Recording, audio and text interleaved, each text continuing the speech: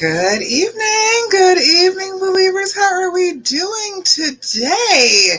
This is Love Coach Dasha, and I'm here to guide you along the healing path after infidelity. This is the Healing Hour Live, and we are here to be able to heal and reconcile and forgive after infidelity. Now, that's a difficult thing to do, right? Nobody has ever told you that that was all right to do. But let me be the first to say, you absolutely can do it, and you should do it. If that's what you want, if that's what your heart is telling you to do, go for it, okay?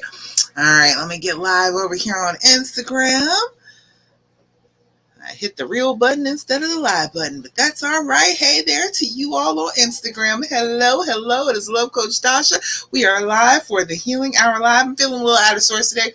I was out in heat today, and it's hot, and I feel like my brain got a little zapped out there in the heat today, but I am here with you, and that always makes me feel better. Please, if you are watching me on Facebook, come on over to StreamYard.com and allow Facebook to be able to see, or allow StreamYard to be able to see your Facebook name so that I can see it all on one screen instead of having to go to another screen. All right. Hello.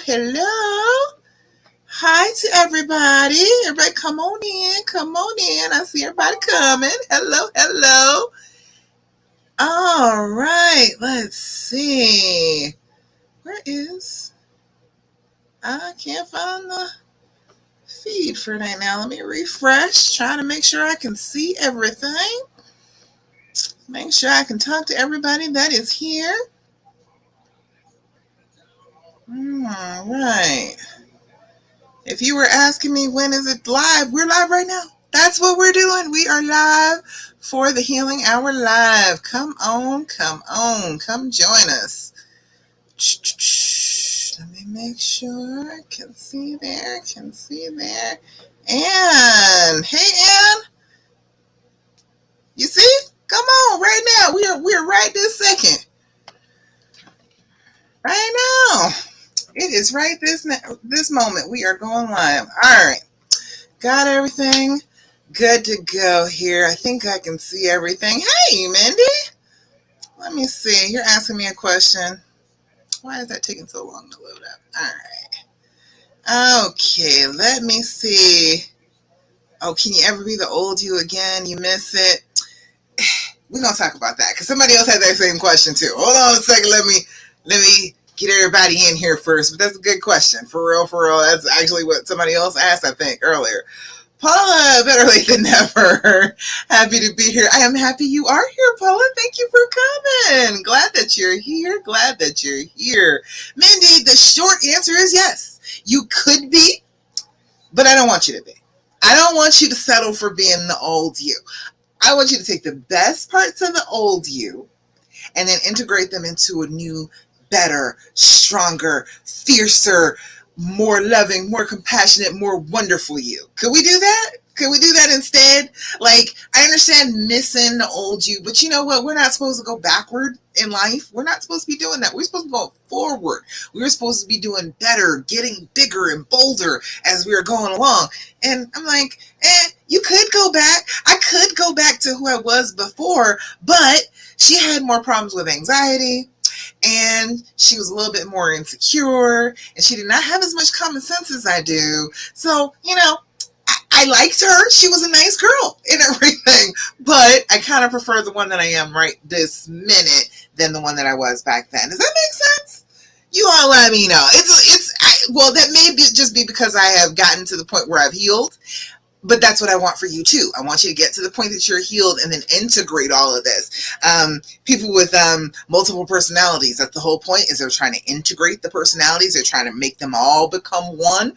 We got to integrate that stuff. Integrate the best parts of who you were into this better, brighter person that you're going to become. You know? All right. I'm already answering questions. We're here early. All right. We're here doing this. Let's see. Oh wait, somebody say hello. If you have looked at me on Facebook, if you're looking at me on the Love After Cheating group, go to StreamYard.com/Facebook and it will ask you if you're allowing StreamYard to see your name on Facebook, and then I can just look at one page instead of looking at multiple pages. I mean, I'm going to probably look at multiple pages anyway, but it makes it a little bit easier. I can keep up a little bit easier. And because there's many more people here. There's so many more. There are hundreds of people pouring into the group every week now. Something tipped over and Facebook is showing me to everybody. And there are so many women who want to get past this, who want to get on with their lives after infidelity with the person who cheated. You're not by yourself. You are not there. Hey, Ann, hi, you found it. See, I knew you could find it. Alicia, come on in. All right, so let's talk. All right, let's do our basics, and then we're going to go on to questions, because I see I have a ton of questions. I don't mind staying until like 9:30. If you all mind staying with me, I'm here with you. Hey, Libra Honey over there. Ebony, right? Yeah, I think that's your Instagram name. Hey, how you doing? But yeah, I don't mind staying until like 9:30, because I see this is a lot of questions. I asked last night, I ask every Wednesday night, 24 hours before we start the live, if you have questions for me to answer on the live, and everybody did this week. So I am glad to have a ton of questions to answer. Ebony, hey. Angela, hello. How are y'all doing? I hope everybody's doing well today. I'm a little exhausted. Like I said, I was out in the heat like all day, and woo. All right, it feels like it like fried my brain a little bit, but this is one thing I am expert on. I can talk about this in my sleep, so it doesn't matter how zapped my brain is right now from the sun. I can always give you some answers about getting on the healing path. All right. Yeah, that is you on IG. I thought so. Okay. All right. Oh, Mindy saying hey to everybody. Yes. All right. So let's start with the basics. You know what I'm going to say. Have you been doing your deep breathing?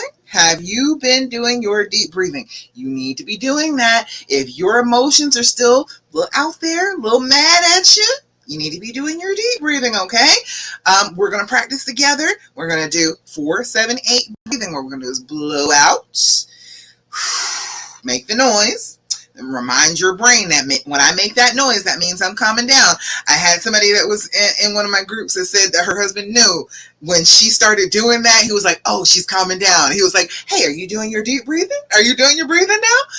Loved it, because he can tell that she's doing it. So, and he can tell the difference in how she behaved and how she felt after she did it. So do your deep breathing. I'm going to blow out. Inhale for a count of 4, hold that breath for a count of 7, and then we're going to blow out like we're blowing out birthday candles for a count of 8. All right, everybody with me on that? Come on here. Let's do our deep breathing together, all right? First things first, blow out. Inhale through your nose, 2, 3, 4. Hold it, 2, 3, 4, 5, 6, 7. Blow out. 2, 3, 4, 5, 6, 7, 8. Again, inhale, 2, 3, 4. Hold it, 2, 3, 4, 5, 6, 7. Blow out, 2, 3, 4, 5, 6, 7, 8. Last time, inhale, 2, 3, 4. Hold it, 2, 3, 4, 5, 6, 7. Blow out. 2, 3, 4, 5, 6, 7, and 8. Beautiful, lovely, wonderful. How do you feel when you do your deep breathing? Mindy, you said the deep breathing has really helped you. It really does. It's great for anxiety.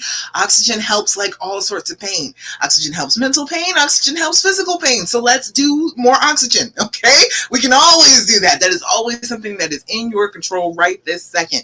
Even with all the trauma happening, even with all the stuff that's going through your brain, and your brain is just sparking off and telling you horrible things all the time, you can control your breathing.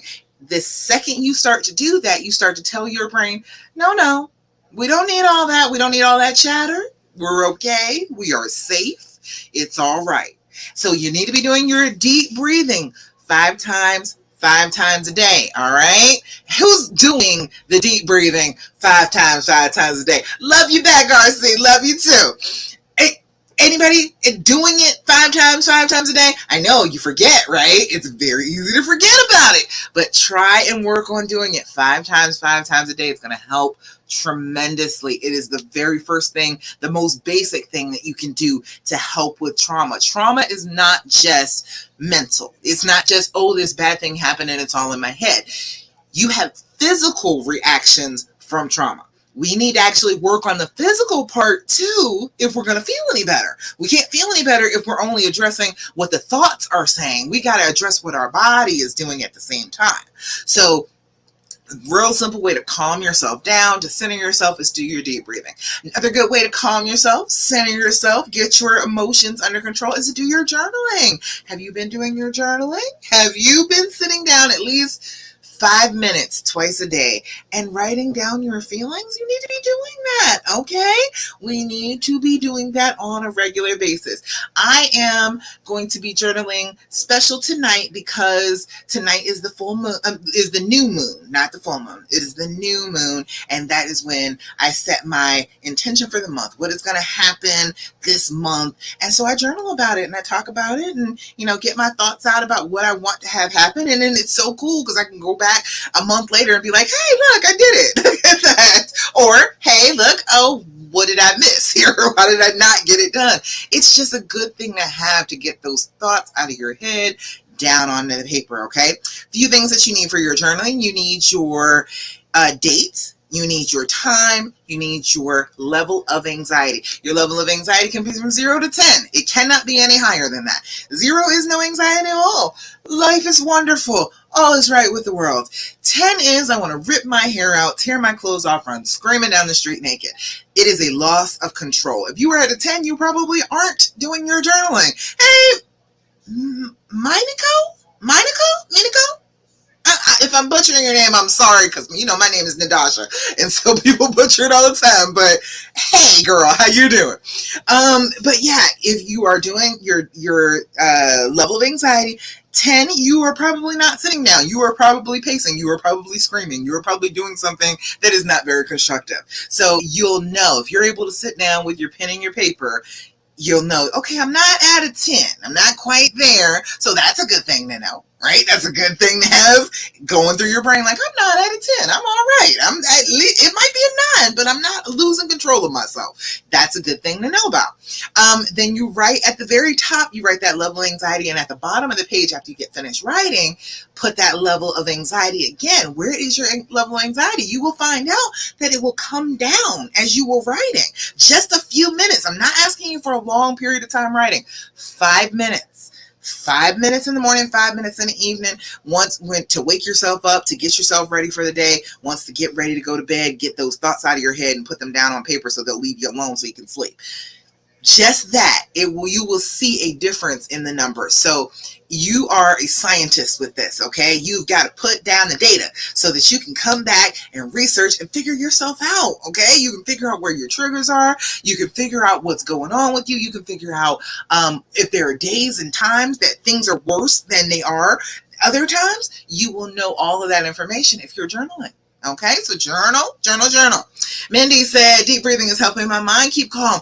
Right? It really does. That is because if you're in the fight or flight mode, okay, your logical, rational brain is not activated, okay? We are dependent on that animal part of our brain. Way down at the base, now the amygdala, that's the worst case scenario portion of your brain. If you're in fight or flight, that's the part that's taking over. It's not sensible. It's not reasonable. It's not calm. It's not doing any of that stuff. It is on full freak out mode, okay? So when you do the deep breathing, you're bringing that full freak out down. You are saying to your brain, no. That is not what we're doing. We are going to be calm. We're going to be cool. We're going to be collected. Things are going to be okay. I am safe.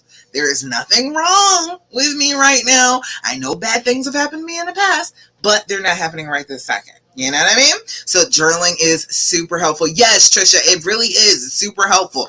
And people will skip over the basics. I will always start with the basics because that's where you always need to start with everything. You are feeding yourself, making sure that you're hydrated, doing your deep breathing. That's like basic life stuff, okay? Then doing your journaling is getting that anxiety out of your head and putting it down on paper so you actually have written it down, and your brain will be like, oh, okay, you paid attention. All right, I guess I can leave that thought alone for right now. And then it will calm your brain. We want to calm our brains down, right? All right, Charlotte, you said, can you pin a video on how to do deep breathing? There is a video in YouTube. Love Coach Dasha on YouTube. It says start here and breathe. it's right there. I'll pin it to the video after we get done. Cause yeah, I wouldn't be talking. I'd be sitting there trying to pull it up. I gotta have everything lined up before I start, or else I get off track. All right. Okay, so we did our deep breathing, we did our journaling. The next thing is to think of good stuff. Okay, trauma was always trying to tell you only bad things happen to you. Your life is miserable.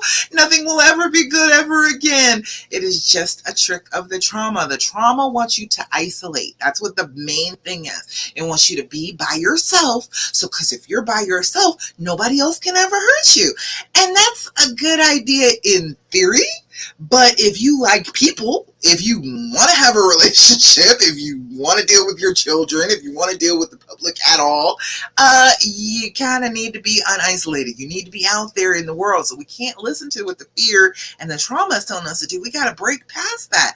So one of the best ways to do that is to look at the good stuff in your life. Good stuff does happen, and you are in control of thinking about whether that happened, whether the good thing is happening or not.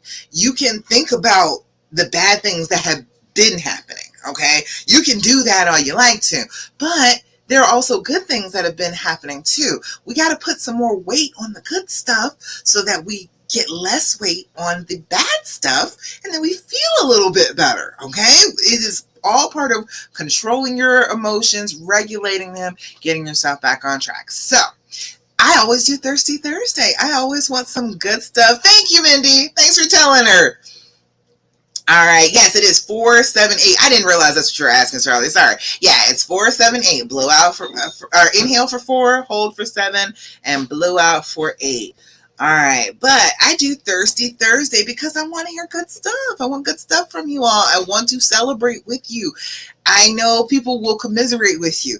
I am one of those people who wants to celebrate with you. I want to be happy alongside you, okay? So that's why we do a little Thirsty Thursday to tell you about the good stuff that's happening.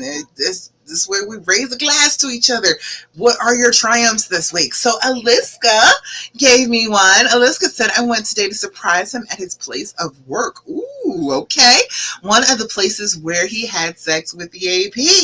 I stood in the spot where she waited for him and climbed the same stairs she climbed into his office. I never came back there since D-Day, but today I decided to brave it. Reclaiming areas of our lives. Yes. I managed really well. I didn't go into the room where it happened. Okay. Yes, absolutely. But I felt good about just being there. Claim that space, girl. That's what I'm talking about. My partner was confused and scared it will trigger me and we will have a bad day. But nope, I'm good. Oh, it gives me goosebumps. I tell you, if I want to see my man at work and surprise him, I won't let that be taken away from me. That's what I'm talking about, Aliska. See, that's what I'm talking about. You have got to reclaim these spaces. Don't run from those triggers. Those triggers will chase you, okay? But when you turn around and you face down that trigger, you feel like $1,000,000. It's not a bad day. It's a good day. Now, okay, just be aware of tomorrow, because you'll feel real great about it today, and then that trauma brain will be like, that was horrible, I can't believe you did that, you should freak out, and then it'll make you freak out the next day. So be careful of that, okay? Just be aware that when you have really good times, that rebound is kind of murderous, okay? It will try and jump on you, but if you're aware that it's going to happen ahead of time, then you can avoid that. You can avoid feeling bad about it, all right? So excellent. Such good work, Aliska. Go on up there. Claim that space, girl. That's what I'm talking about. All right. Hey, Trisha. Hi. How you doing? Paula, we were supposed to talk about that, weren't we? You missed me the other night. Reclaiming space has been a big one. Yes, reclaiming your space. You got it. You are the queen, doggone it. You go on out there, you reclaim your space. Mindy, you said we're still dancing every night. I know that's right, Mindy. Yes, you started that and you all are continuing that. And that's a good thing. Get a little intimacy, get a little time together, get a little loving on. I absolutely love it. I love to dance with my honey too. He's been talking about taking me out to dance for the last couple of weeks, and we'll get there. It's just been busy. We're trying to figure out where we're going to live. But we're going to get out there and get on the dance floor a little bit together. But it's so good to be dancing in your room, right? Good stuff for Thirsty Thursday. I am all about it. Is it Monaco or is it Minico? Let me know. My or me? Let me know. It says, I began talking to my husband about everything. I didn't hold back. Of course, he is still in the coma, but I felt so much better just getting it off my chest. I'm so proud of myself. I am proud of you too. Now, you did talk to him about it before. We want to try and call him back from the coma now. Don't be making him feel like, oh, shoot, I'm in trouble if I wake up. All right, we want to be calling him back from the coma. So, okay, you've got that off your chest. Now, we need to be real positive because people in comas absolutely can hear you. I was a nurse for 20 years. I promise you, he can hear every word you're saying. So please, please be very careful about, dumping on him because he's asleep right now. He can still hear you. Okay. So go and give him lots of love. I am forgiving you. If you wake up, you get through this, damn it, we are on track. I'm feeling some kind of way, but if you wake up, if you're okay, we are just going to be okay together. I'm going to forgive you. We are going to move on. Give him some reason to be coming back, okay? My Nico. Okay, all right, got you. Thank you. I hate messing up somebody's name. I do. I hate that. Ebony, he said he messaged me on FB and told me he loves me today. I know he does because he didn't turn in them divorce papers, did he? He made sure the divorce papers went to the wrong place. He ain't that slow. He is not that slow. He did that on purpose. He ain't want to divorce you. You better go ahead and get this together, girl. He wants to be back with you. You say he came by his mom's house yesterday because he knew I was over there. He wanted to see you and stuff. That 180 works, doesn't it? That 180 and resisting. I'm trying to tell you, it really does work. You said, Monica, you said you're being careful, good, and yep, you want this marriage. Exactly. That's the whole thing. If you put your foot down, if you are standing firm and you're like, look, yeah, you fucked up. Yes, you did. I'm pissed. Yes, I am. However, you're not ruining our whole lives together. I don't care about you making mistakes. You're not going to make the huge mistake of messing this up for both of us. So, as I told my husband many, many more times, and he repeats it now, you're just going to treat me right. You're just going to do better. We are all going to step up. We're all going to do better. Okay? So, that's all together as a unit, we are going to do better. All right. So Thirsty Thursday, that is awesome. Great stuff. I love to hear good stuff from y'all. Excellent. All right. Let's see. What else? Oh, got to get some questions in. Okay. One more thing that you can do, control yourself, to control how you're feeling, to regulate those emotions, is not to ask questions about what happened. I know you want to know. I know you feel like you have to have these answers to be able to heal. I'm telling you, that is a trick of the trauma. It is a lie sent to your brain by the trauma directly, because if it has all those details, guess what it can do? It can use them against you. It can use everything you say can and will be used against you in court of law. Ain't that what the right say? Okay, that's what the trauma is saying. Every time it's like, here, ask him about it, but as soon as you know, I'm going to use it against you. I'm going to hurt you with it, but you should find out anyway. All right. Instead of doing that, let's ask them some constructive questions. Let's do that. Okay. So this is a good thing. The Healing Edition is the one that I've been reading from. A whole stack of the cards. This is just like a third of the deck of the cards. This is an excellent one right here. All right. So I want you to start asking these questions instead. Okay, people have gotten this deck. They say it's great. It's wonderful for satisfying that feeling of, I need to know stuff. I need to be able to hear the truth from you in a better way. Instead of doing something that will hurt you, do it in a way that will help the relationship. Does that make sense? All right, so let me give you these. Chatinky said, to me, it's a show of remorse. What, him telling you all the details? No. No, don't put that on him like that. You just want to know because your brain is telling you to do that. But that's not really remorse. That is just, okay, fine, I give in, I'll tell you. But chances are, if you keep doing that, if you ask him the set of questions, you get all the answers, and then you're probably going to end up coming back and asking them the exact same set of questions all over again to remind yourself, to refresh yourself of the pain so that it sticks. It's not good for you. It's not good for you. Don't let that be a show of remorse. Talking about the negative, talking about the bad things that we have done, that's kind of detrimental to people. It really is. It's detrimental to you. It's detrimental to him. So let's not do that. Let's come up with a better way for him to show remorse. If he's feeling remorseful and he wants to reconnect with you, this is a better way to do it. All right. If you want to ask him questions, these are better questions to ask. All right. Yeah, lies actually. Well, stop asking the questions. If you feel like it's always lies, then why are you still asking? See, you're setting it up. Your brain is messing with you. It's setting it up. So if he tells me the truth, then that means he is remorseful. But you're getting lies. If you've asked the same question multiple times, you told him that you didn't want that answer, so he should come up with another answer. So a lot of the time when that happens, when you keep asking those questions and all of a sudden you're getting a different answer, that's the reason. You have told him, I don't accept this answer that you have already given me several times before. Come up with a new one. And then he does, and then you're like, oh, you're a liar. Let's not even set that trap. Let's not do that. All right. Let's see. Mindy said, I told him I'm going to need reassurance, especially when he starts working with her again. Yes. He didn't really have to work with her, right? They're just in the same building. But yeah, I understand what you're saying. Get a little reassurance. Just go and hug him. Don't expect the words. Is he good at words? Because mine ain't good at words. I'm the one that is good at the words in this relationship. So if yours isn't really good at words, you need to figure out what he can do to show you reassurance instead of telling you, oh, it's fine and I love you so much and I don't really have any interest in her. Are you really going to believe all that? No, it's not going to help very much. Like, get him to come and hug you when you need it or give you a compliment when you need it. Pick something that will actually do something for you, okay?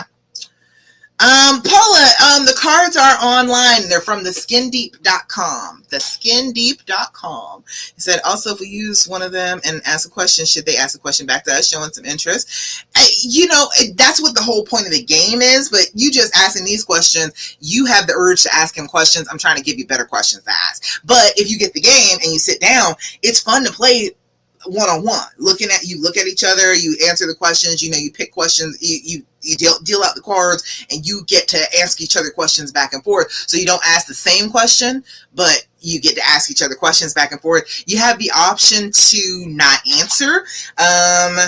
I think you have to look. Okay, it says you must look the person in the eye for 10 seconds before saying pass. So you have the right to remain silent, but you have to look at your honey in the eyes for 10 seconds and then say pass. All right. Oh, same department, Mindy? Oh, that kind of sucks, but it's okay. He's doing well. You're doing well. Everything's going to be fine. You don't have to worry about her at all because he is done with that. He's done with all that. All right, let's see. There's 3 questions. All right. When was the last time our relationship changed, and what do you think that has led us to? That's an interesting question. When was the last time our relationship changed, and what do you think that has led us to? Was it the good stuff? Was it bad stuff? It's good stuff. Trisha, yes, it is. It is good stuff. Let's see. How do you find peace? How do you find peace? That's a good question. You may or may not know that. You may think that you know that. You might come up with a completely different answer than what you want or what you think it is. And how has our relationship changed over time? That's a deep one. That's a good one, right? Ebony, that's a good question, right? How's our relationship changed over time? Fantastic. Aren't those better questions than what position did you have sex with her in? Isn't that a better thing to know than that? All right, we need to be working on that, all right? We need to make sure that we're asking questions that are positive if we're asking questions. I'm a big believer in stop asking a whole bunch of questions anyway. If you're sitting down and playing the game, that's cool. But what happens is women, we kind of set things up. We want to ask the questions, and then like if we don't get the answer that we want, now we're mad. So I don't know. I'm big on while you're healing, let's keep the questions all around to a minimum. It makes things a lot easier. You get the cards from theskindeep.com. Theskindeep.com. All right, let's see. What else? Trisha, overthink. Were you answering the question? Yeah, like, I don't know. I'm lost on that, but that's okay. I'm with you still. All right, you can tell me what words you meant. All righty, let's see. What else? Let me close that. All right, so that's the basics. I always want you to do the basics. Give yourself something more positive than the negative thoughts that are going on in your head, because that's that fear speech. And the more you dwell on the fear speech, the more afraid you're going to be. And the more afraid you are, the less you're going to connect. That fear wants you to isolate. It wants you to pull back. It wants you to be away. And we don't want to be away. We want to be closer again. We want to forgive. We want to get close and have good times again. All right? You said no when you asked the question to them. Overthinking. Oh, yeah. It is true. You can overthink a lot of what they're saying. Yeah, we do that. I don't know. When I started not asking so many questions, that led to so much between the two of us. I stopped doing, who are you on the phone with? Who was that? Who are you talking to? I stopped doing that. Because okay, I don't have to interrogate him. Let's not make me his warden. Let's not do that. And so when I stopped doing that, he started telling me. So, it just worked out better to just choose not to overthink so much, not to ask so many questions. All right. That is a thing. I'll tell you something I usually only really tell my paid clients, but I feel in loving to you all today. I want you to understand some stuff. All right. So, if you are trying to rebuild, if you are trying to get him to connect, if you're trying to get him to talk to you, if you're trying to get him to connect and communicate a little bit better, then you have to stop communicating so much. All right. I want you to lean back. All right. Rest yourself a little bit. When you're constantly reaching out, when you're feeling all desperate, you're like, okay, well, I got to send him this message and I got to ask this question. And if he doesn't respond to me, then why didn't he respond to me? He should have responded to that. I don't understand what's going on. So let me text him some more. When you start doing that, that desperation creeps in to the whole thing, and it makes it so that you're not pleasant to talk to. He don't want to talk to you when you're being like that. But when you lean back and you text him maybe twice a day, good morning. Hey, baby, hope you're having a great day at work. I can't wait to see you tonight. Love you. Bye. All right. There was no question in that at all, but didn't it sound nice? Wasn't that a nice thing to say? Wasn't that a loving thing to say to your honey? Yes, absolutely it is. When he's about to get home in the afternoon, I'm so glad you'll be home soon. I can't wait to give you a kiss. I'll see you a little bit. Bye. All right. No questions at all. Not a question in that entire message. And it was only a couple of lines. And that piques their interest because they're like, she's not asking me any questions. She's not giving me a whole bunch of information. She's not trying to pull me into a conversation. What is going on with that? Let me call her. Right? And isn't that what we wanted? That's exactly what we wanted. So that's a trick for you, just to be able to try it out and see for yourself. All right. Polly said, should we expect them to know when we're drifting whatever emotion that might be sad, angry, insecure, or does it go back to they are not moderators and we need to let them know? You don't need to let them know. You can just feel a feeling. You don't have to actually share a bad feeling with them. I think that's where we get a little lost. We try and share every bad feeling, but then if you keep on sharing a problem, then that becomes a problem relationship. So we got to say some good stuff to each other. If you're having a feeling, okay, we need to figure out what we can do about that feeling. Telling him about the feeling, does that really help the feeling? It didn't really do anything, right? It doesn't change the feeling. What we got to do is figure out, okay, what would help the feeling? So I'm feeling insecure. What would help me feel more secure right now? Babe, tell me how gorgeous I am today. That's what would help the feeling. So instead of like saying, oh, I feel so bad and you made me feel so bad and I don't know why you did this to me, say, I need something from you. Hey, tell me I'm pretty. Tell me my hair looks beautiful. Tell me I'm glowing. Tell me what I need to hear to make myself feel better. All right? Does that make sense? All right. Ebony said, I am famous for this, feeling desperate for a response, but I started pulling back and it feels amazing. Actually, that's what I'm trying to tell you. I'm trying to tell you it works. It is so good. Alicia, you're doing it too. Lay back. Calm down. You are the queen. You don't chase, okay? What is the affirmation? I don't chase, I attract. Okay, that's what we're doing. We're not chasing. Let's stop that, all right? Because then that makes you feel terrible. You're doing all this chasing, trying to heal yourself, trying to get closer again, but it does nothing but make you feel like, oh, well, he's just taking advantage. He's just letting me do all the work, and he's not trying at all. Okay, stop doing all the work. You're a queen. You're not supposed to do all the work. Can we? Yeah, some work, a little bit. Moving forward, yes, you can do. But don't be chasing him down, trying to make him pay attention to you. You are worthy of attention all on your own, just by existing. You don't have to chase anybody for that, all right? So you got to get into that headspace, because that's what it is. The headspace, the trauma will tell you, you need to chase after him, because if you don't chase after him, he just doesn't care about you. He never loved you anyway, because he was cheating on you. That's your brain telling you all that negativity, and it's not even true. It's not even real. We don't have to believe everything we think, okay?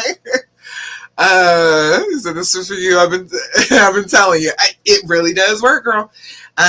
Polly said maybe some deep breathing. Yes, if you're having a moment, okay, always start with the deep breathing. Always start with that. If I'm having a moment, if I'm having a problem, I need to start with that. I need to figure out, okay, I'm feeling, and it's not a good feeling. Let's do some deep breathing. You don't even have to examine it beyond that to know to do the deep breathing, okay? As soon as you start feeling uncomfortable, do your deep breathing, all right? That will always help. It will just, even if it's just the idea of giving your brain more oxygen to work with so that you can think better. There you go. That's where you start. All right, always, every single solitary time. And then if you need him to do something to help you to feel better, okay, ask him for that. Don't sit there and talk about the negative feelings. Do you want him to always be telling you how bad you made him feel about something? No, of course not. That wouldn't be a fun relationship for either one of you. So we got to get into a better place of, I want you to comfort me. Let me think of what I can get you to do that will comfort me, instead of telling you all these heavy emotions and being upset with you. All right? All right. Oh my goodness. So many people. All right. Let's see. Okay. The questions slow down, so I'm going to go to the questions from the posts. I think, Ebony, you probably got the first one on that too, I think. You said, how do you get men out of limerence? Leaning back. Leaning right the hell back. It works miracles. It works if he is out the door. He's like, I'm going to sign papers. We are just done. You lean back. You maybe text him twice a day. Hey, baby, I miss you. I love you. Hope to talk to you soon. Once in the morning, before you go to bed, babe, getting ready to get into bed. I wish you were laying next to me. I love you. Talk to you later. Simple, like that. It triggers that thing in their brains, because you're not doing like the interrogation text anymore. You're just leaning back. You're calming yourself. You are getting in control of your emotions. You're not freaking right out. You are reaching out, but you're not demanding anything at all, because you don't have to demand anything. You're good enough all by yourself. He should freaking know that, okay? You got to assume that he's not an idiot. I know they do idiotic things, okay? I'm not saying they don't do idiotic things, but you got to assume that he's not an idiot, so that when you lean back and you are chilling and you are just in your regalness and you are just calm, cool, and collected on a regular basis, you gotta understand that he's gonna see that. He's gonna recognize that. And he's gonna love it. Cause that's the girl he fell in love with. The girl that was feeling good and doing her own thing and not asking a whole bunch of questions all the time. That's that girl. So go back to being that girl. And he'll come right to it. You see it's already working, Ebony, that you're doing the 180 steps, doing, basically not even, texting him like talking about it. It works out well. And then when he does text you, you make sure you put a smile on your face before he gets on the phone. Hi, baby. What's going on? Act like everything is perfectly normal. This is not strange that you're calling me. Of course you're calling me. I am the queen. Of course you would want to talk to me, right? Gotta get that attitude. You gotta cultivate that. I know that the trauma and the insecurity will tell you that you cannot feel like that, but you can. You can choose it. All right. You said the 180 worked immediately. It's like that. I swear it is. That is, I put it in the group earlier today. It's Michelle Weiner Davis, and her book is called The Divorce Remedy. But that's where the 180 came from. I was teaching it. I was telling people to do the steps of it, but I didn't realize it was a thing. And then I got into some of these infidelity groups, and they were like, yeah, do the 180, do the 180. And I went down the list, and I was like, oh, that's what I've been telling people to do. Oh, she already had a thing. I think the book came out before I became a relationship coach, so she gets the credit for that. Right? All right. Let's see. All right. That answer your question about that, Ebony? You see the 180, that leaning back, that just controlling those emotions, being centered, being calm, not acting like you're scared that he's going to leave you. No, we're not. No, of course not. He's not a complete idiot. He might be a little bit of an idiot, but he's not a complete one. He's not going to let you go. Girl, please. You know what I mean? All right. Good. Glad that worked. All right, let's see. Let me go. I think I closed the page with the other questions on it. That's all right. Let me come back to that. There were a ton of questions on the post to talk about tonight. So, I'm going to go through them. See, I'm sweating. It's hot. All right, let's see. Got the fan blowing right in my face. All right, let's see. Oh, it's 12 comments up here. It was a whole bunch. I said Amira said she hadn't attended the live before. She was looking forward to it. Amira, you here? Let me know. I hadn't seen you. If you're watching now, you're watching on the replay, let me know. I'm glad you got here. I'm glad you got here for a live. It says, I don't know if you talked about it before, but how can one know for certain that their husband is a narcissist? Okay, you can't. All right, that's the first thing. I know people have been throwing that word around a lot. I used to work in a psychiatric facility. I only met 2 narcissists. I only met 2 that were actually diagnosed, okay? That's a rare diagnosis. People aren't necessarily really that type of mentally disordered just walking around. You can tell.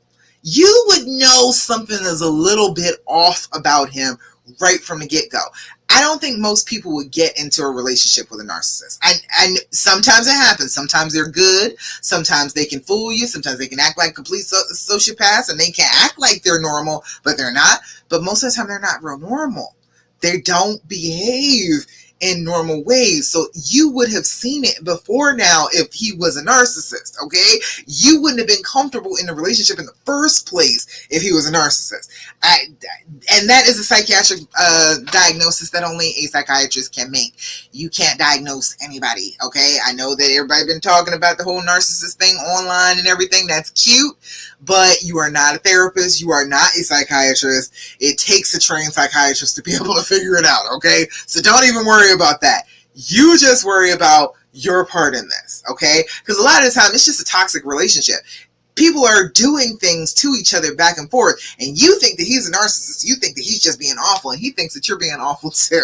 All right? So if you just concern yourself with your part of it, you will see that things start to change. And if you are controlling your part, and then his part starts to change, you will know for certain that he is not a narcissist, because they can't change.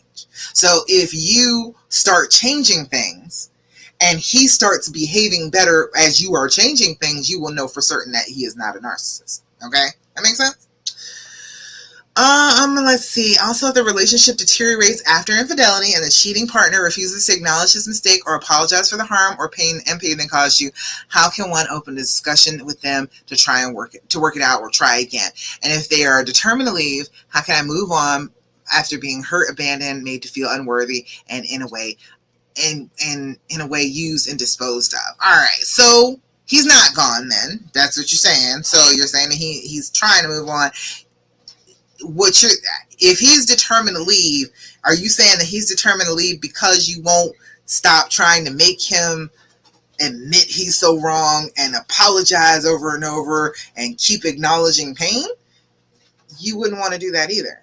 You would not want to be in a relationship with somebody who every day told you that you just need to apologize because you're just so awful to me and you're just a terrible person and you need to apologize to me again, because he's probably apologized before. I know that was a thing. We talked about that last week. They say he didn't apologize sincerely. I think that's what it is. They apologize. Most times they do apologize, but if you're not in the frame of mind to hear that apology, you're not going to believe that apology. So if you keep on talking about the negatives, then the relationship can't get positive. You can't move forward. You can't move on because you're stuck. Closure doesn't come from anybody else. Closure comes from you. It comes from inside you. You can't make somebody give you closure. You can't make somebody give you trust. Trust comes from inside yourself too. I know everybody will say, oh, well, somebody has to earn trust. People don't earn trust. We give our trust away to the people that we want to have it. That is how it goes. If you think about it for a minute, we give our trust to who we want to give our trust to. It doesn't even usually matter if they're trustworthy or not. We're choosing to make them trustworthy, and that's what trust is. It's believing the best of them. All right? Let me know if that makes sense. That's a lot. Let's see. And then he said, so bring the good parts of the old me to the new me, right? Yes, girl. Go ahead and bring those parts that you miss. Bring them right to the forefront. They're still part of you, but you get to integrate them into the bigger whole. I posted in here, I was feeling kind of emotional about it, and I was like, I got to be a better woman. Yes, this was horrible. Yes, it was. It was some years of misery. Yes, it was. But I got to be better and sharper and stronger than I ever even thought I ever could be. So, yeah, it's painful, but there's always some growth in some pain, okay? You need to embrace that and try and see what that pain is making of you. That's actually where the group why I call you believers. I was just listening to the song the other night, Imagine Dragons. The pain made me a believer. That's what the song says. That's what it is. The pain made me a believer. The pain let me know, oh, this is real. I do really love this person. I do want to be with them in spite of the pain. Huh? Who knew? I didn't know that. So then I went forward. I was like, okay, yes, this is exactly what I wanted to do. And then you get to be better than you ever were before because you survived pain. You survived some things that destroy other people. You all are the strong ones. There are people out here who are completely destroyed by this that never got past the first stage of healing, which is like devastation. They never got past it. I saw it all the time when I was coaching people before. There's lots and lots of people who never got past the devastation phase, but you all are picking yourselves up off the floor. You are gathering your emotions together. You are working on it. You are trying to get better. And that's always a great thing. That means that you're going to be better than you were before. So we can bring the good stuff from before, but don't limit yourself to being that person that you were in the past. Just because this has happened and you can't be that same person anymore doesn't mean that you don't have incredible things to give. Doesn't mean you don't have incredibleness in you to give to the entire world. All right. Trisha, you said narcissistic behavior is not personality. Well, see, that's the thing. We're all narcissists. Everybody is about self. So that narcissistic behavior really doesn't say too much. We're all about ourselves because the fact that you are diagnosing him with that is saying that he has done something to you that has made you feel some kind of way. So there must be something mentally wrong with him. So that's still narcissistic to believe that he has narcissistic tendencies. Does that make sense? I know that it sounds crazy, right? But we're all kind of narcissistic. We all should be. We can only control ourselves. We can only deal with just us. We cannot control anybody else. We can't change anybody else. Just us. So we're all a little bit narcissistic. We all got a little bit of self-love, and we should have a little bit. Amira, that last part you asked about if he was determined to leave.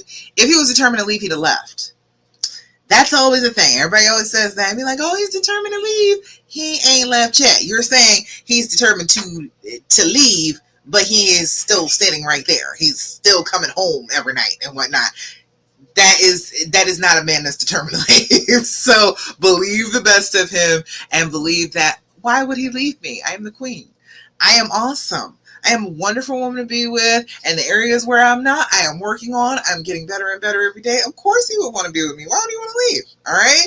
And then if he does, if by some miracle that happens, that's still boosting your self-esteem and saying, okay, well, I'm still the queen. If he didn't appreciate it, I was working on my stuff. I was dealing with my own issues. But if he didn't appreciate it, okay, fine. I will move on. I will do better. I will have somebody else, you know? Paula, you said this will be my third healing hour and I love them. Oh, thank you, Paula. I feel like I'm sitting right in the room with you and your energy is contagious. I try to give you the sunshine. All right, Charlie, you said when your spouse becomes resentful after constantly being reminded of the affair and no longer tries. That's what I was talking about earlier, right? When you keep on saying, oh, you're so terrible. You did this horrible thing to me, and I don't know if I can ever forgive you, and you should just bow down and be sorry. You should keep on telling me that you're sorry, and if you're not doing exactly what I want you to do every minute of the day, then you're not really sorry, and then I need to just leave you. Yeah, that would make you give up too. Right? Wouldn't that make you give up if you were being treated like that? Yes, I know. If you did this, then you would be in the wrong. Absolutely. You would be a cheater. Absolutely. I totally agree with that. However, if your mate was constantly telling you how terrible you are because you did that and refusing to forgive you and constantly trying to rehash it, going over and over details that are painful for both of you, that don't help anything, that haven't gotten you any further down the healing path yet, then wouldn't you feel some kind of way about that? Sympathize with that. Empathize with okay, how would I feel about that? If you can understand about that, if you can understand how being constantly reminded of the thing that you are ashamed of, the thing that you did wrong would make you feel, then you can stop doing that. You can make better choices instead of, because that's the fear and the pain and the trauma. It wants you to keep bringing it up. Because it's not helping you to keep bringing it up, right? Is that healing you? Is that helping you in any way, shape, or form? Charlie, I think you're still here. Is that helping? It says he tells me he feels he's not being heard. He's not. You're not hearing him. Again, we're all a little narcissistic. You are worried about your pain. You don't care if you're inflicting pain on him or not.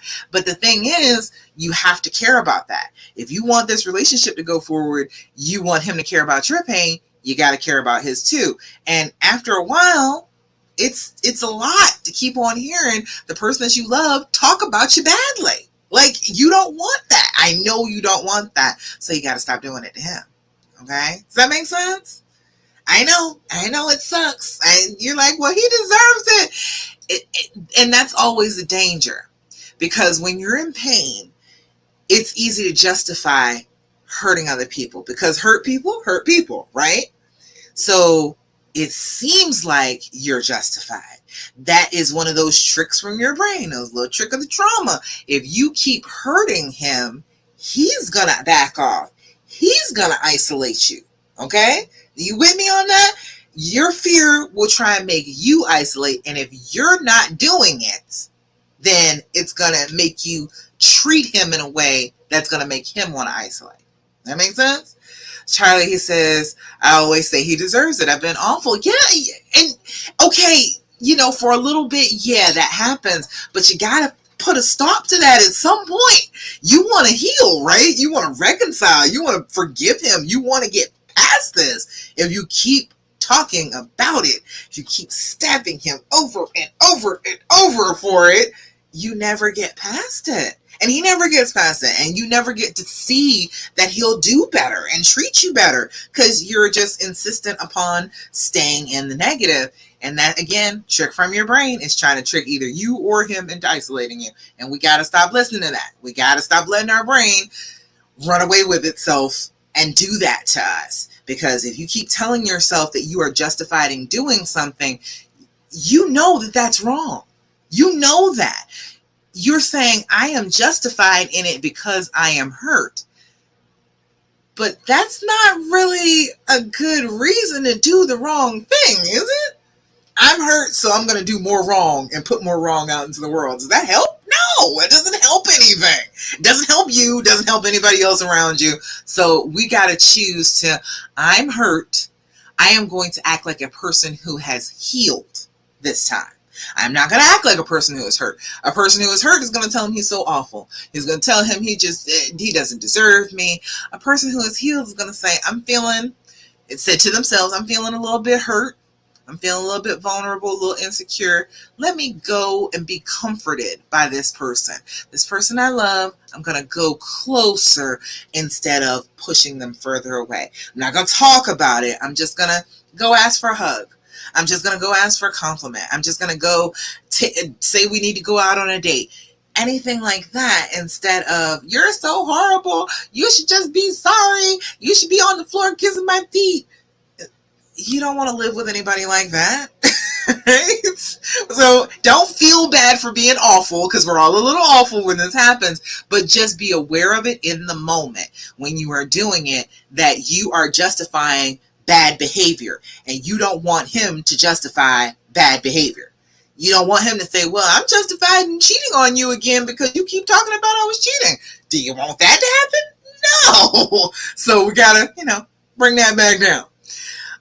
Says, Anne said he showed more love and affection during the cheating, and I tell him nothing changes. Okay, well, can you show him love and affection?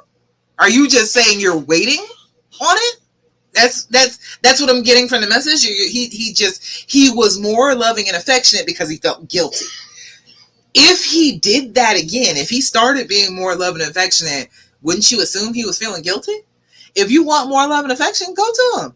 Be like, hey, it's hug time. Come on over here. I need little hugs. I need little kisses. Kiss me all up and through here. Go ahead and do that, and I will feel good. Thank you. You know what I mean? Like, don't wait on him. All right. Don't expect him to do the things that he was doing when he was cheating, because that's gonna freak you out, right? Isn't that gonna freak you out? And you said your love language is touch. Okay, so go touch. Go get close. Go cuddle up. All right? But don't expect him to be the same person he was cheating. That's setting yourself up for failure. You're not going to enjoy that. You're going to just be thinking, oh, well, he's doing this just like he did when he was cheating. I think he must be doing something. Let me go through his phone. It leads down a bad road. You know what I mean? Yes, you touch. Good. Yes. Go do that. Be comforted. Don't be expecting him to be all guilty touching like he was before. All right? That was a manipulation. We don't want that. We don't want to encourage him to manipulate. When he does hug you, when he does kiss you, when he does give you that touch, giggle like a schoolgirl. Oh, that's so sweet. I love it when you do that. Give him a little bit of feedback. Give him some positivity. Don't tell him, show him. Like, be delighted about it and show it with body language that you're delighted about it, and he'll get the message a little bit faster. Telling them doesn't do much. They're much more action oriented. So if he is doing an action that is touching, affectionate, shout that out.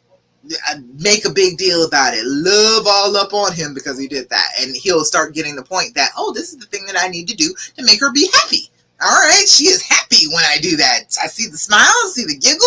She wiggles, she's closer to me, she cuddles up to me. Oh, that must be a good thing. He'll get it. Mindy, you said, do I believe in karma? Yes, I do. I feel like a lot of people try and be somebody else's karma, and that's not our responsibility. But yeah, I do believe in karma. I think that what you put out comes back. And that's not even like a spiritual thing, that's a science thing. What we put out, our thoughts can actually be transmitted in light. Like our thoughts, when we think them, we put them out into the world. They are energy. They exist. So if you're putting out a whole bunch of bad energy, eventually all of that is going to come back and knock you upside the head. But if you keep on trying to put out that positive energy, you got these sparks, this light coming from your brain, and you are trying to make it bright light. You are trying to make it good and loving and forgiving and compassionate and understanding light, and putting that out into the universe, then you get that back. Like that's, law of, what is it? Law of conservation of energy. Energy can neither be created nor destroyed. It can only change shape. Well, it's coming out of your brain. You are thinking these thoughts, feeling these feelings, and doing things. That's another thing too. You do things, and you put either good or bad out into the universe, and it kind of comes back and bumps you in the head. If you do the bad stuff and you do the good stuff, usually you get some good back. All right. Some people are working on real good karma too. Some people do horrible things, but they were so good and they had so much goodwill built up that they're not getting the suffering from it. And we try and judge that, and you shouldn't try and judge that. You don't know what the scales look like for another person. You don't know what they are deserving of in the grand scheme of things. So, I try not to worry about anybody else's karma. I try and only worry about my own. I try and always, as much as I possibly can, do the right thing. As much as I possibly can, promote love and happiness and joy and peace as much as I can out into the world. I instill it in my family. I put it out here, and I hope that reaches people. I don't really worry about it coming back to me. I just hope that it reaches people, and it's a good thing. Charlie, hey Charlie. All right, Charlie said it's been about 5 months, and I try and push past the pain, but anytime I try and tell him I'm hurting or how it felt, he says I am attacking him. We were just talking about this, Charlie. You just missed it. So I'm not saying it angrily, sadly, actually. Yes, you are telling the person that you love, you make me sad. You hurt me so bad I can't get over it, and I'm just going to sit here and I'm going to suffer, and I'm going to make you suffer and listen to me too. That's an attack. It is. I know.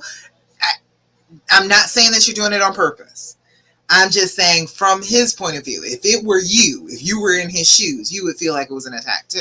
So we got to stop with that. We got to stop with the negativity. If you are feeling some pain, okay, if you're hurting, we got to figure out what we want to do about that feeling. Telling him about it, is it working? Is it fixing it for you? I know women are taught that we're supposed to talk things out. We're supposed to keep on talking about it till you feel better, but that doesn't really work well with trauma. Trauma, if you keep talking about it, you re-traumatize yourself. You keep on reliving it and giving yourself PTSD. So it's not helping you, and it's not helping him. So Charlie, tell me, has that actually helped you to tell him? Like, do you feel better as you're talking about it? Typically not really, right? So we got to figure out a better way to do it. So if you're hurting, what would make you feel better? What are you asking for? Just telling him he's horrible and he hurt you doesn't help you. Well, what does? That's what you need to be looking for. What can he do? Can he give me hugs? Can he give me kisses? Can he do this, that, or the third that will make me feel good? Ask him for that instead. And then, show him like, oh man, that was so wonderful. You did that. Thank you so much. I feel so good that you did that. Then you have a positive thing to tell him to do, and he'll try and repeat that because you were so happy that he did it. All right? That makes sense, Charlie? You said, no, I'm just hoping for some clarity on how or why. Yeah. Okay. Does that make sense? You let me know. You just gotta figure out what it is that you want him to do. If it's not gonna help you, then don't do it. I know everybody always says that, oh, you should talk about it. I don't think talking about it helps it too much. It's a whole bunch of extra trauma to go through over and over and over again. There's some stuff that just doesn't help. And if it doesn't help, don't do it. If you have noticed every single time you try and do this thing, you need to figure out another thing to do. All right? Does that make sense? All right. Let's see. Got more questions? I tell you, I'm here till 9:30. So if you got any questions, oh, you know what? While I'm sitting here, while I got you all here, let me just say I am getting ready to start my next foundations group, which is only $297 right now. If you want to come work with me, if you want to have weekly meetings with me where I talk to you just like this, and you want to have group meetings, that's a new part of the foundations program, having a group meeting aspect of it too.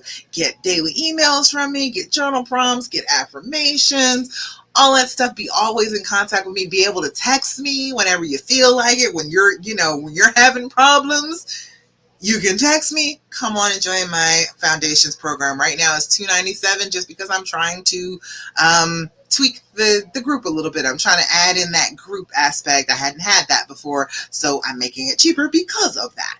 And also, I forgot to say, because I was going to do my Thirsty Thursday. My Thirsty Thursday is this group, the Facebook group, the Love After Cheating group, has grown to over 4,000 members this week. It was just yesterday. Added in 4,000, got to 4,000. So, since that has happened, and I'm feeling good about that, I am going to do a quick sale. We're going to do a sale from today to next Friday, which is the 5th of August.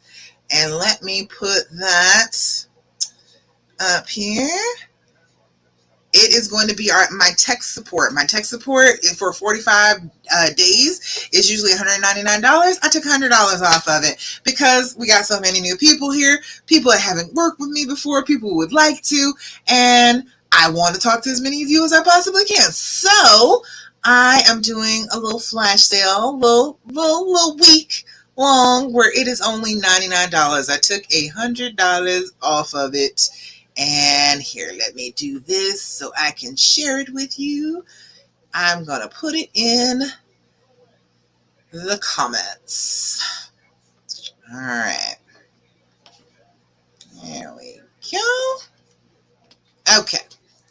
All right. Since we got 4,000. And if you're interested in working in my foundations group, like I said, $297 for a limited time. It's $597 usually, and it's probably going to go up after I do this group thing. But I need a few testimonials. I need a few people to try it out in that current form and tell other people how good it is. So yes, if you're interested, message me, let me know, or send me an email, Dasha, or info@lovecoachdasha.com. Let's see. Anthony said, how do you get past the fear of being cheated on again, stop you from getting back with them? And also getting past worrying about what your family and friends will say if you get back together. Oh, girl. See, this is why you don't tell the friends and family. This is exactly why. Because if you haven't completely made up your mind, you're going to look confused. And if you look confused and hurt, then they're always going to think that it's the wrong thing. They're always going to believe that. So you're just going to have to stop worrying about them. Their thoughts, their opinion have absolutely nothing to do with you and your marriage. You want to save your marriage. You want your marriage to be okay. Fuck them if they don't like it. If they don't like it, if they are just giving you a hard time about it, tell them, hey, you are not being supportive of me.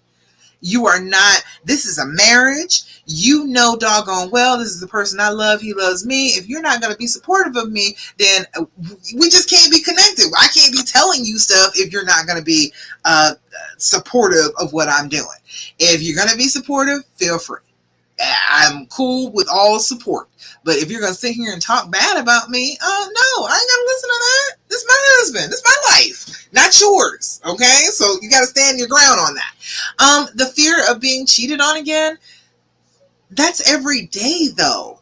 That could be anybody, anytime. If you did, go ahead, go through with the divorce, got with somebody else, started dating, and he was just the most wonderful person in the world, he could still cheat on you. You could still have that same fear. So it's just a possibility in the world. You could be hit by a bus. That's a possibility in the world. Do you live every day scared of buses? I watched Final Destination, and I was scared of buses for a little while. But still, you got to work on that. You got to always be thinking, okay, am I just being afraid right now? Let's do some deep breathing. Let's figure out where this fear is coming from. Because the fear is not that he'll cheat on you again. The fear is the insecurity that stokes. What does it mean to you that he cheated?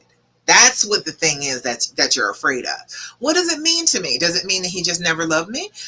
Lots of women think that. That's not true. But that's the underlying fear for a lot of women. It is, well, what if the underlying fear is he's trying to play me? Uh, he could be, but is it really that good? Like most men are not that good at being players. They're really not. They're not talented at it. So you would kind of notice if he was trying to be a player, right? You done caught him every other time he was trying to talk to this chick, right? So, do you really need to be afraid of that? Not really, right? He said, I think because he told me he loves the other woman and been dealing with her on and off for multiple years. Yeah, but he never chose her. Yeah, he went to her after you left, after you put in divorce papers. Yeah, he went to her, but he ain't never take her so seriously that he went and tried to be with her. He never tried to put any papers in, and even now, he can have her. You have already put the papers in. It would be so simple to just go ahead and sign them and put them in the right place, but he did not. He did not put them in the right place. He did not send them where they needed to go. The papers will come back. He could have just gone on ahead and done that and dissolved the whole marriage and not been with you at all anymore. But somehow, y'all are still married. So, does he really love her that much? Or does he have like love of the idea of her? I think that it's more that limerence. It's more that hormone thing than real love. It's just, oh, she makes me feel good. She makes me feel good about myself, about my own issues. It's not real love. I think what he has with you is some real love. All right. Okay, I'm glad that made you laugh. All right, good. All right, Paula, you said I was so fortunate to have all positive support. Oh, you were so lucky because not everybody has that. You're welcome, Charlie. But yeah, not everybody has that. So many people will try and tell you should just leave. I'm trying to tell you, I was a relationship coach for years before I focused on just this topic, and so many of those same women that would be like, "Girl, you should just leave him." They're the same ones that stayed. So all that chatter, don't listen to none of that. Okay, people's opinions, they will tell you one opinion, and it really isn't real. Okay, so don't listen to all that. All right, let's see. Okay, other questions. Aliska had another question. Okay, so I have triggers, don't we all? I said it can be him being somewhere past the expected time, or even something he is not responsible for or has no power over, like song lyrics or a reference someone makes in passing. It's been super helpful for me to go to him, confide in him that I'm having a hard time, and let myself cry in that safe space if I need to. Sometimes I doubt if I should be handling this on my own. One part of me says I can reach out for help. The other part argues I should be a standalone unit. Which is it? How do I handle these moments if I wanted to do it on my own? They are a variety of triggers, not one specific thing. Okay. All right. So always with me, with the triggers, chase them down. Chase them down, okay? Don't let this trigger run you around. If this trigger is chasing behind you, you need to plant your feet. You need to turn around and face it, and you need to start chasing it back, okay? If it is a song lyric, okay, we're going to listen to that song till we are not sensitive to that anymore. We are going to listen to that song over and over and over again until all of the cries have come out of that cry, and okay, now this is just a regular song again. Something that somebody else says, you just have to be mindful of that in the moment and recognize that, okay, he didn't do that. All right. There's no reason for me to be upset with him. What is it that I'm upset about? I'm upset that this person said X, Y, and Z, and then that made me feel this way. All right. That doesn't have anything to do with him. That's all your feelings. All right. So examining it, paying attention to it, asking yourself questions about why you're feeling like this. Why is this trigger bothering you? Him being somewhere past the expected time, do your deep breathing. Okay, it's a lot of tension will build up. You're like, he's not where he's supposed to be, but you're sitting there worried that something bad is happening. We don't want to put that out into the universe that we are expecting something bad to be going on. You're a little worried. Okay, we're going to do our deep breathing. We're going to calm ourselves. We're going to center ourselves instead of just going with the fear, riding it to wherever it goes to. All right. As far as like handling on your own versus reaching out for help, okay, if you just go to him and you're like, okay, I need to cry. Okay, yeah, you hold me while I cry. you're asking him for a thing. You're not trying to sit there and talk to him about him doing something wrong. You're just asking for what you need in the moment, and that's good. But yes, absolutely, you can be standalone too. You can go out and do some self-care. That is always a good thing. I think somebody else asked about that too. You can go out and do some self-care. You can go treat yourself. You can go do something good for yourself. It was Alexandra. Alexandra said, how do we heal ourselves from the pain of the visuals that keep creeping to our brains? All that's healing, we got to work on some taking care of us. You cannot pour from an empty vessel. You cannot keep giving and giving and giving and giving to everybody else except for yourself. So you got to give to yourself. Give yourself some good stuff. Give yourself some pats on the back. Give yourself some ice cream if you need it. Give yourself the things that you need too. You can stand on your own for some of it, and some of it you can go to him and be comforted. It's okay to do both. You don't have to just do one or the other. We are everything, okay? Women, we are all forms of all spectrums. We get to do everything, okay? So you feel free to do both. All right? That makes sense? All right, let's see. All right, couple more. I'm on track to leave at 9:30. All right. Angela said, how do you go about helping your husband through the guilt they feel over what they've done? He's been great to help me, but he said he won't forgive himself over what he's done. What can I do to help him so we both heal? You healing.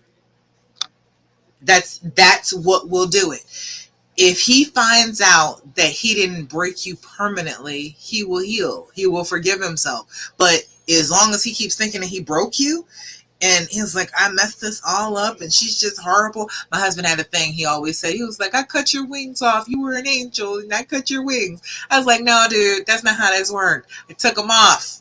I fell. I chose to do this, okay? Don't sit here and try and feel guilty for me. Don't worry about that. I can handle my own part. You just handle your part. So, I always told him that. I was like, I chose this. Don't worry about me. Don't worry about feeling bad that you have just ruined me. You didn't ruin nothing. I didn't allow you to ruin me. Okay? Let's get that straight right now. You didn't have the power to break me. All right? You got the power to get in deep. Yes, you do. But you don't have the power to break me. So just go about your healing. As you are going about your healing, you're a happier person, you're a lighter. He is going to forgive himself. Okay? Polly said, these live sisters are so full of good stuff. Thank you so much for your time again. You're so welcome. I'm glad to be here. I love doing this. I love talking about this stuff. Because people don't know this. Like, if I had known like half of this stuff, it would have taken me so much less time to heal. I want you all to be like, okay, I'm dealing with this for about a year and it's over now. I am putting it down. We are turning the chapter. We are right now. That's where I want you to be. And like a year from now, that's what I want. Tara. Oh, you said you need an invite. Okay. I hope you made it, Tara. Hey. Alexandra, you said, how you heal yourselves of the pain of the visuals that creep into your brain. Those visuals are hard because that is a problem with asking a whole bunch of those questions, because now you have filled your brain with all of these images that you didn't actually see, but you have asked him about in so much detail that you have created this thing in your head.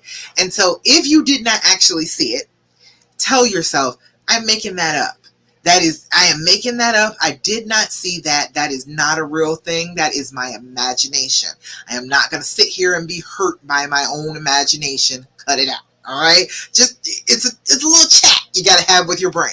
If you did see the visuals, that's always the harder thing. If you did happen to see the visuals, if there was video, if there was tape of it, I understand that. I get that.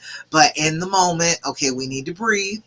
We need to release that, because what's happening is your brain is flashing painful things at you. That usually will happen if things have been going well, right? Your brain starts to get back at you for things going well by making these horrible images come into your head.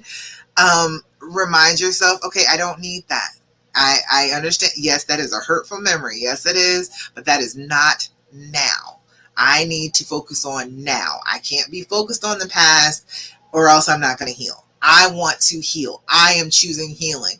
brain, I know that you don't want me to heal. I know that you want me to be miserable. I know you want me to keep on thinking about this, but I don't want to do it. And just consistently be talking to yourself like that. You're going to sound a little crazy for a little while. It's okay. It's all right. Talk to yourself as long as you don't talk back. No, they say you can talk to yourself as long as you don't talk back. And you can reprimand your brain for telling you things that you didn't want to hear. You can control your brain. Your brain does not control you. You and your consciousness are in control. You just have to take control. You can't just allow it and be like, oh, well, I can't do anything about these thoughts. Oh, yes, you can. You talk to your brain about it. No, that is not a helpful thought.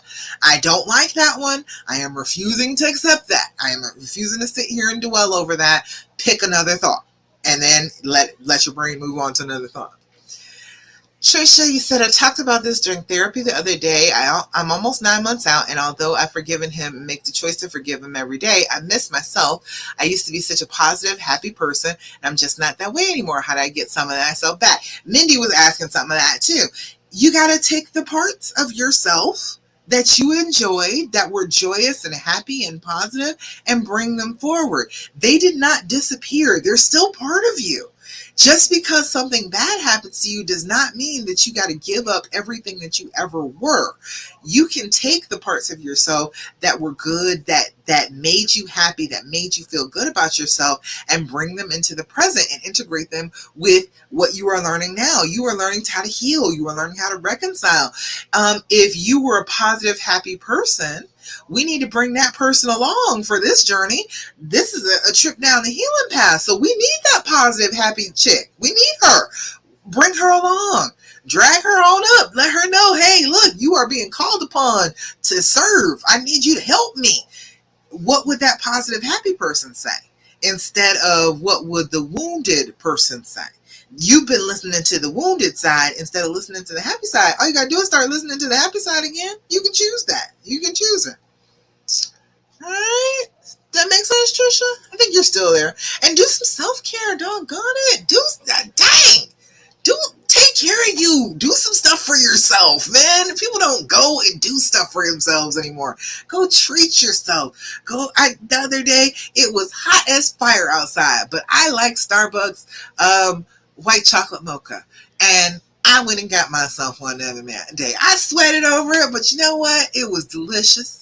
It was wonderful. I don't get them all the time because, it's just a whole bunch of calories and a whole bunch of sugar. But when I do get it, I treat myself. I treat myself real good. I'll go window shopping, trying to do retail therapy. You don't want to get into doing something that will create an addiction. You don't want to go drink to take self-care. You don't want to go do drugs to self-care. You don't want to go shopping to self-care. But you can do things to take care of yourself. If you got something in particular that you want, you can get it. Ashley said that's what he said. I think good. He said healing is what will help him. Exactly. And he's telling the truth. That's exactly what will do it.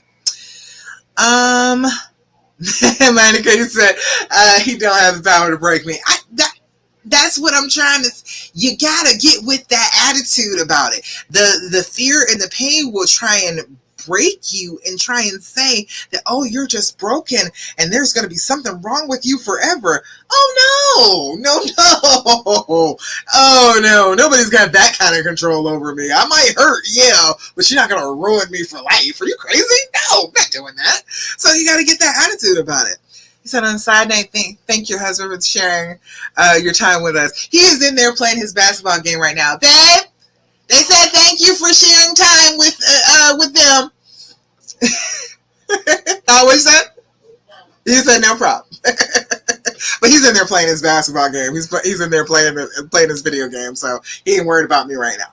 He knows this is my long night. He was like, oh, this is going to be the long night where you're talking a lot, right? It's like, yep, this is going to be the night. Trisha, yes, you're trying. Good. Take care of yourself. And remember, one of my favorite movie lines is from Yoda. Do or do not. There is no try. Take trying out of your vocabulary, okay? Either I am doing the right things for myself, I am taking care of myself, I am doing some self-care, I am being loving and open and honest, or I am not. Like, don't give yourself that middle ground of, oh, I'm trying. Because a lot of them I'm trying is I'm just thinking about it. I actually haven't done it. So go for it. Instead of try and be like, okay, I am doing it, not trying to do it. That makes sense? Just saying. All right, Charlie said, man, that makes me feel better because I do feel broken. Oh, Charlie, you are not broken. You may feel a little boneless. There's steps to this. Okay, there's the phases of healing. This is what I have come up with. We've got, okay, Trisha.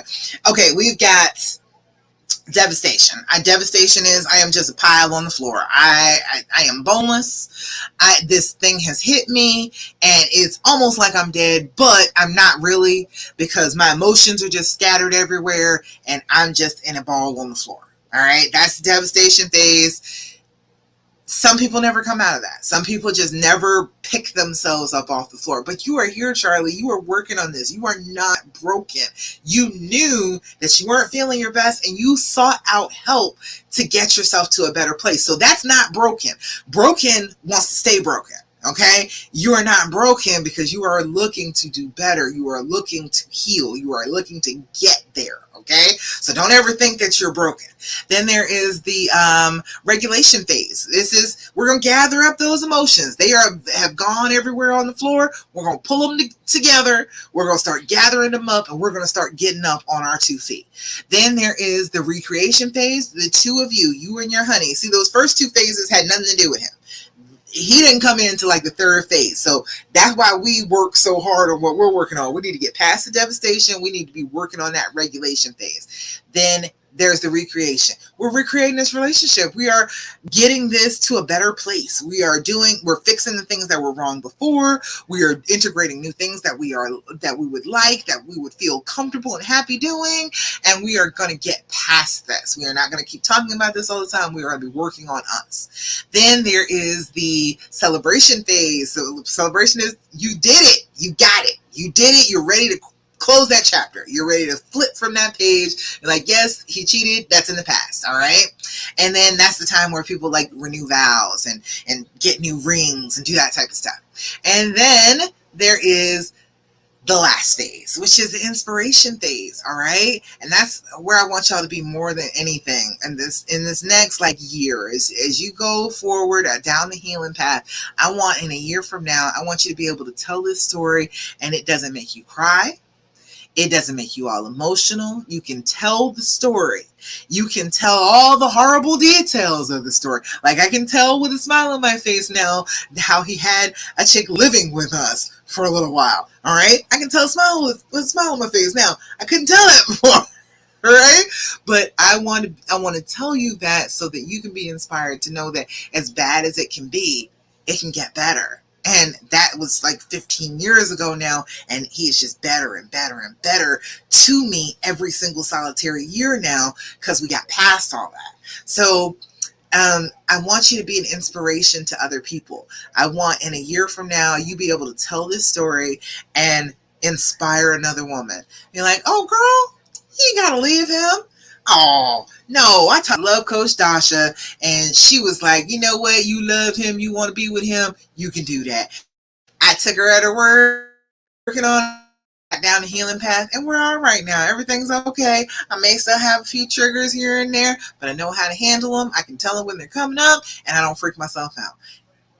You will be an inspiration to somebody. You will be telling somebody that never even considered that this could be possible, that is possible, and you can be happy afterwards. So that's what I want from you all. That's what I want you all to know about is the stages to this, how you get past this, what are you going to go through.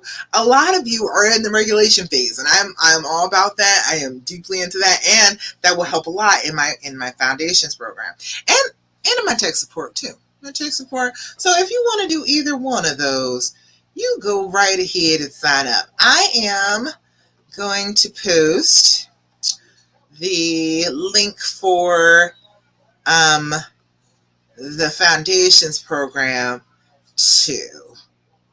so that you got that. Is this the one?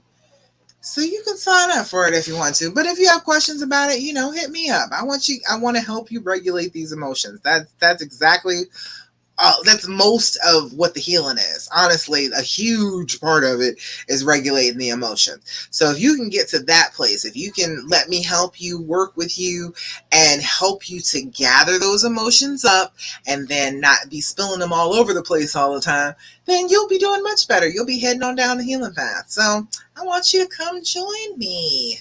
Let me see. Okay, got that. Let me post that in the comments. I'm loving the hearts.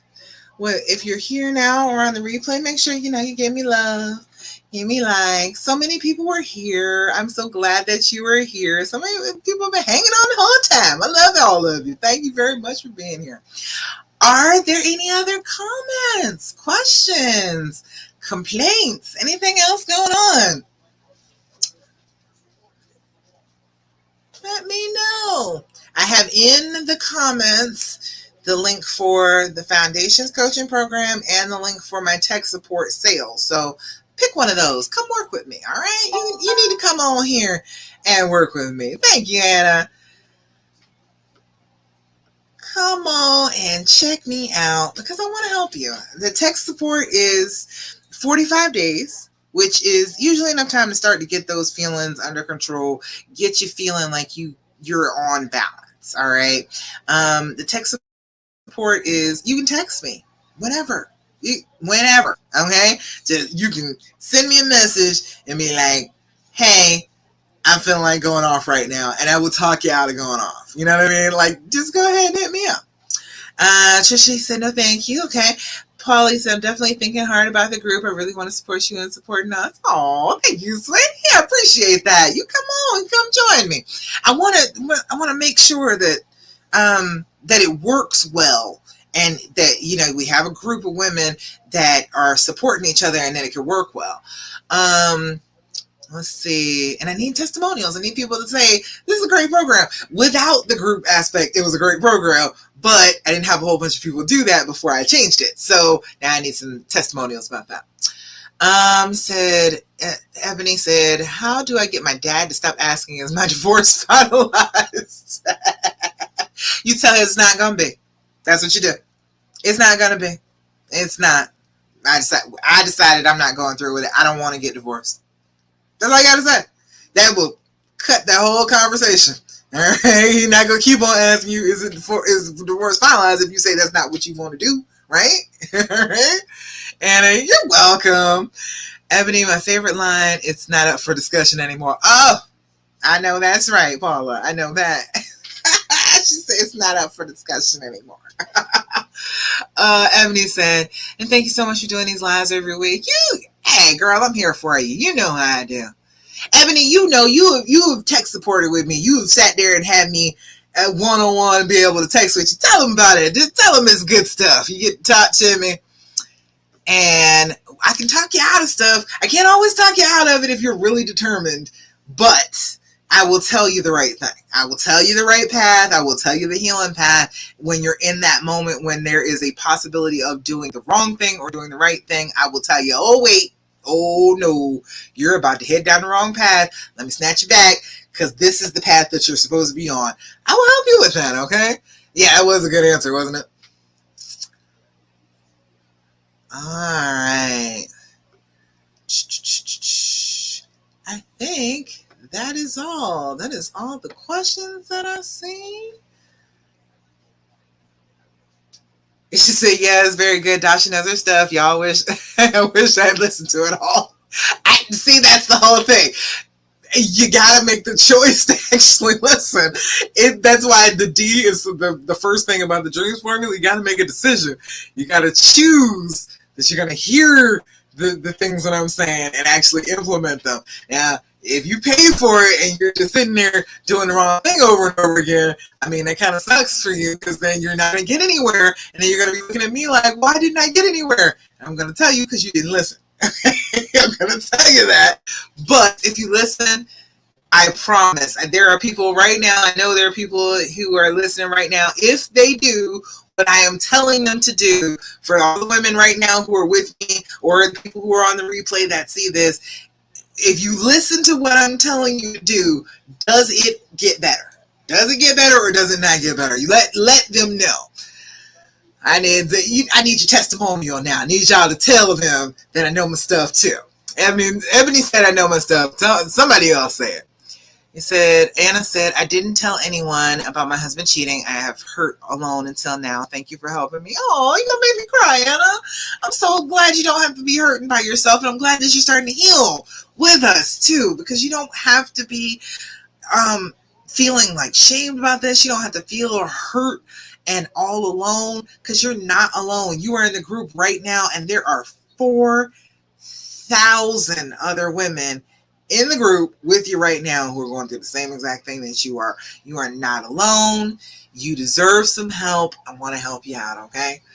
Paul said 3 weeks of this live session has made a huge difference. I'm so glad. Good job. I'm glad that if you're implementing stuff, it will work. It will work. But, a lot of people like to have me just be able to talk to me. The tech support thing is a really good one. People like to text with me. Let's see. Have a good night, Dasha. Thank you. I don't know who that was, because it passed by on my screen. Trish said, sorry, I'm on call nurse and I gotta go. I understand about that, girl. My on-call days are over. Hallelujah. But go and take care of the masses. Go ahead, Trisha. We'll see you next week. All right, now. That's about it for me. I said 9:30 is 9:43.